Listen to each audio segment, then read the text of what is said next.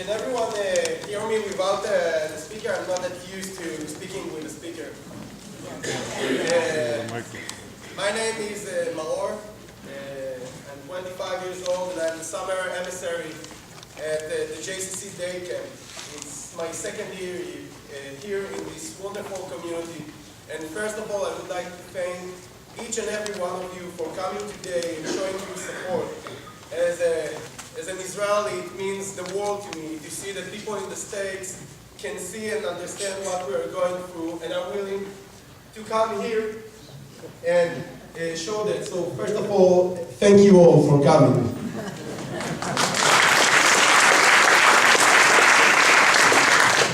2 years ago, I finished my army service as a staff sergeant in the infantry in the IDF, and I was looking to do something meaningful. Completely by chance, I got into the JAFI, the Jewish Agency Shlichim program, and found myself here in this wonderful community.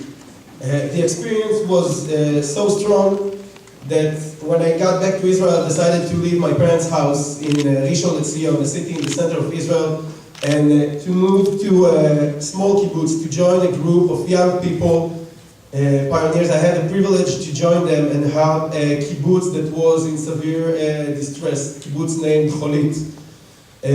In this picture you can see my friends and me when we arrived to the kibbutz. The kibbutz is located in the Regional Council Eshkol. It's an area that borders the southern part of the Gaza Strip. Our kibbutz is right at the bottom corner, about a mile from the border with Gaza. When I first arrived to the kibbutz, my welcome greeting to the kibbutz was that as we just went to sleep, we heard the siren going on, and woke up to see the flash of the explosion right out of the window. The week after I moved to the kibbutz, it felt that it's meaningful enough. This is a picture, an aerial picture of the kibbutz. The kibbutz is tiny, it's about a mile diameter. It's suffered a lot of difficulties and a lot of people have left the kibbutz, but ever since we got there, almost 2 years ago, we were able to bring more and more people to the kibbutz. Actually, I don't know if you can see it in the picture, but in the upper left corner, you can see the buildings of Gaza, and that's how close we are.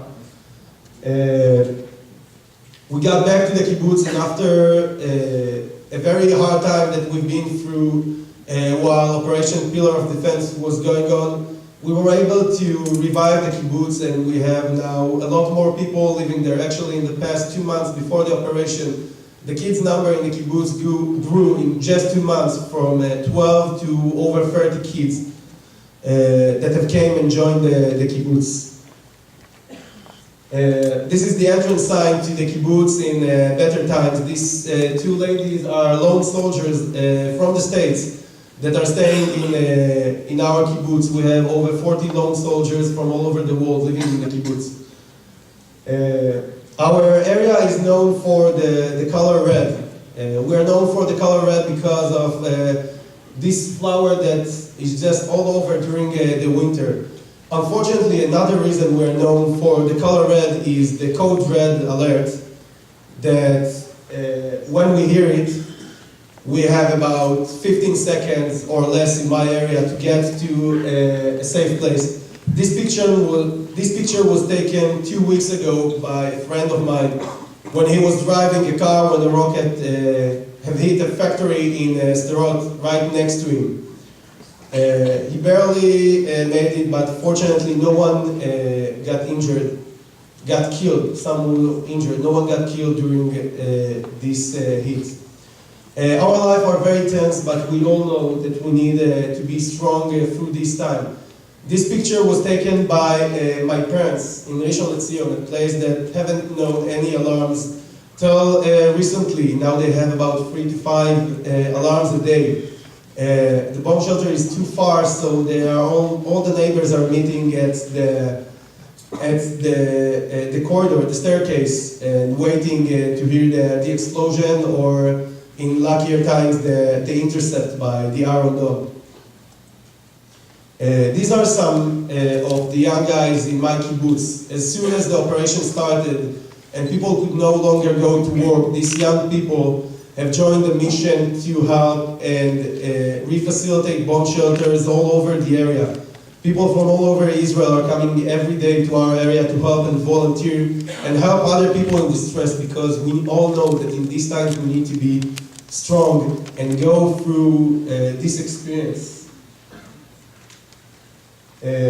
About 2 weeks ago, my unit was called to a reserve duty, along with over 40,000 soldiers that were drafted in reserve. I was on the verge of jumping on the next airplane to Israel, but my officer asked me to stay here and to advocate for us and to tell our perspective on what's going on. This is my company in an activity to look for tunnels that are all over the area. It's a terrifying situation. The last tunnel we had next to our kibbutz was about 800 yards from the fence of the kibbutz. 13 terrorists have got out of the air, were heading to one of the kibbutzes in the area, and fortunately were eliminated by IDF forces. This is another picture of my unit. And this is again a picture from this morning, actually, of some of the young kids in my kibbutz that have decided this morning they can no longer sit and wait for the next alarm. So they have gathered some donations from the people in the kibbutz and in the kibbutzes next to us, and went out to deliver those donations to the soldiers, to the reserve soldiers that are there protecting us. This is a picture taken this morning at the entrance to my kibbutz. It's a difficult time. It's not easy to be now in Israel. For me, as someone who is here, I think it's equally hard to be here and read about the sirens. Sometimes it feels like it's harder than to hear them in reality. Again, I would like to thank all of you for coming here, for being such a wonderful and supporting community. You guys are the reason that I'm back here for the second time, and it is my honor to be here as a guest of this wonderful community and for this wonderful JCC. Thank you all so much for coming.